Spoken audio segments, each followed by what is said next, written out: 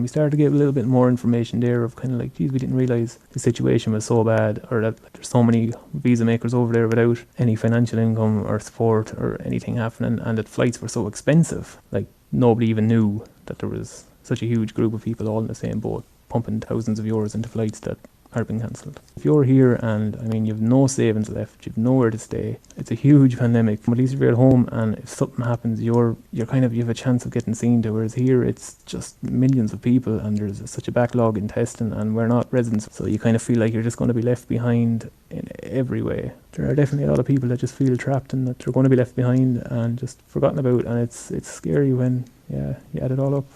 That's Colin Cahill talking with Fiachra O'Kearney. I know he sounds like he's in the next room, but he's in Melbourne. Let's speak to Eoghan Corry. He's editor of Travel Extra. Eoghan, good morning again. Can Irish people get home from Australia or New Zealand now, and how can they do it? They can certainly get home, but it's going to be nefarious routes.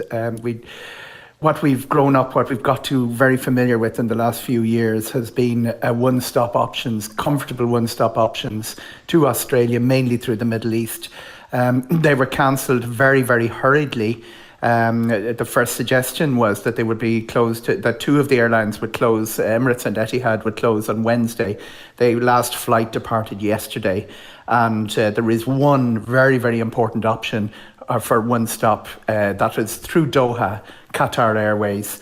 They're reducing from 10 flights a week to 4 flights a week, but they are still continuing. But those reductions, they have the effect that we've just heard of pushing up the prices, and there's a big, big scramble for those seats. There are lots of options of getting out through Malaysia, through China, through even Aeroflots from Russia, is a good service from Asia. But sometimes there are 2 or 3 stops through, maybe back through London, Frankfurt, and there are ways of getting back. The real problem is supply-demand equations just don't work anymore. There are a lot of people trying to get out of Australia, and a lot of people very unaware. Right up till yesterday, we had people arriving in Dublin Airport yesterday to board a flight to Australia, unaware that they wouldn't be let in. There seems to be a large cohort of the population that didn't seem to realise exactly what was happening in aviation over the last 7 days. How much can you expect to pay to get home from Australia? Well, you're going to be paying 30-40% over the odds.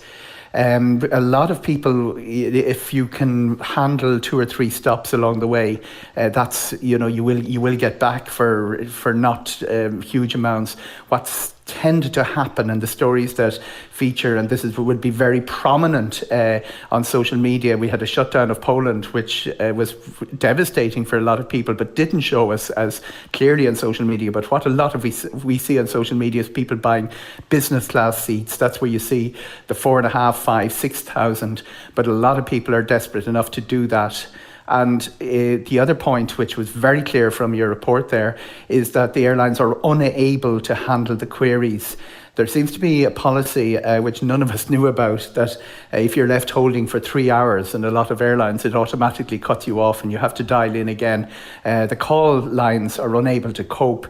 The best way of contacting an airline at the moment, no matter where you're stuck or where you're going, is Twitter. They seem to be better at managing that. But there's no way that the airlines foresaw what was coming down the tracks on this.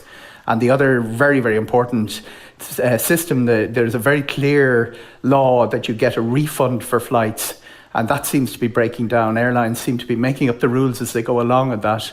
And as your contributor there said, the voucher that you can redeem the fare in 12 months' time seems to be the preferred option for a lot of international airlines.